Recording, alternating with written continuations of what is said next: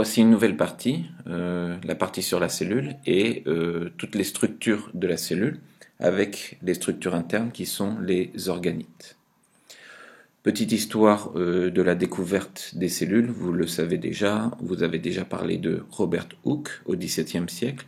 Grâce à son microscope optique, il a pu observer des structures rectangulaires et il a appelé ces structures cellules car ça lui faisait penser aux chambres des moines, cellula en latin. Ensuite, il a fallu attendre 2 siècles encore pour que Théodore Schwann définisse ce qu'était une cellule. Et aujourd'hui, grâce au microscope électronique, on arrive à observer les cellules avec toutes les structures importantes, tous les organites importants qui la composent.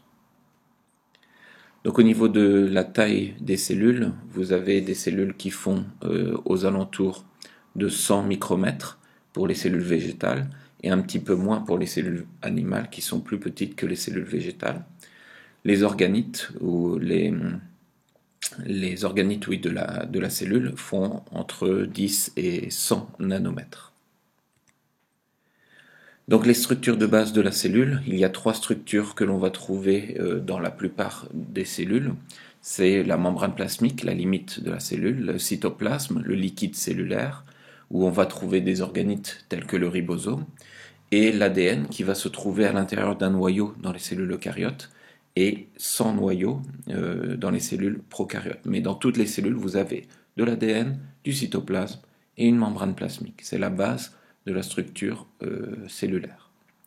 Si on commence par l'ADN, on a déjà vu lors des molécules organiques la structure de la molécule d'ADN. Dans les cellules eucaryotes, l'ADN se trouve à l'intérieur d'un noyau.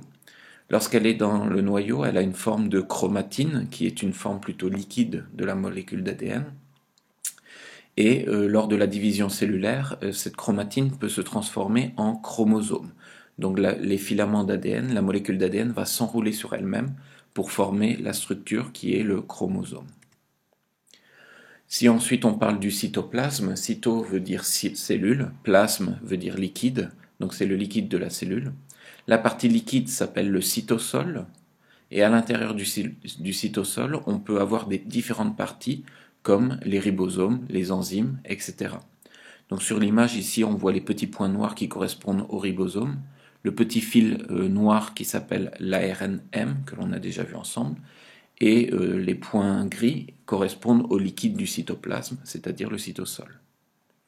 La membrane plasmique, c'est une structure qui permet de délimiter, de donner la limite à la cellule. Elle va permettre de protéger l'intérieur de la cellule, ça c'est la première chose, et aussi de permettre le passage de molécules vers l'intérieur ou vers l'extérieur de la cellule.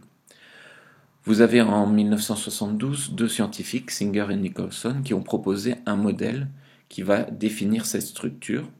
En fait, cette structure de la membrane cellulaire, elle est composée par des petits phospholipides qui peuvent, comme une petite mer qui va délimiter une mer de lipides qui est fermée, qui va être une barrière permettant à l'intérieur de la cellule de rester stable.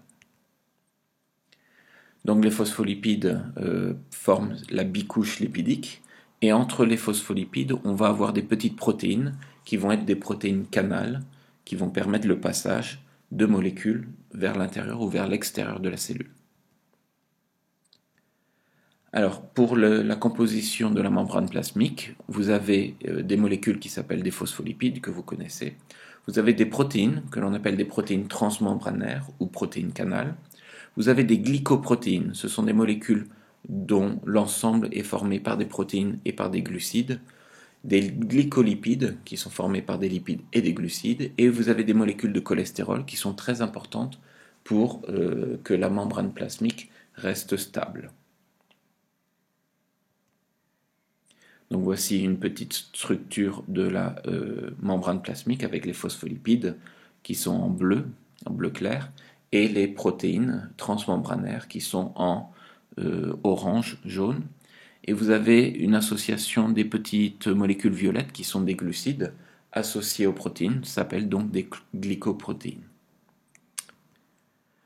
Le rôle de la membrane plasmique, en fait on le verra un petit peu plus tard, les différents rôles et surtout le rôle d'échange de molécules, donc le transport membranaire, on le verra dans une deuxième partie, mais la membrane plasmique, comme je l'ai dit tout à l'heure, permet l'échange de molécules de l'intérieur vers l'extérieur ou de l'extérieur vers l'intérieur, permet de protéger l'intérieur de la cellule, permet pour certains organismes le déplacement de l'organisme. On peut donner un exemple comme la paramécie, qui a des petits cils, des petits poils sur la membrane plasmique pour permettre le déplacement de la cellule, ou certaines bactéries aussi peuvent se déplacer grâce à la structure de la membrane plasmique. Et un autre rôle aussi, c'est l'identification. Donc à la surface de la membrane plasmique des cellules, il y a des petites protéines, par exemple les cellules du sang, des protéines qui peuvent être A, B ou O, et qui donnent le groupe sanguin de notre organisme, qui permet d'identifier nos propres cellules. Donc la bicouche lipidique est semi-perméable, ça veut dire qu'elle va laisser passer certaines molécules, mais pas toutes. Elle est perméable, donc elle laisse passer les petites molécules comme le CO2, l'oxygène ou la molécule d'eau, et les molécules qui sont liposolubles, donc qui sont hydrophobes. Liposolubles, des molécules qui sont solubles dans les lipides.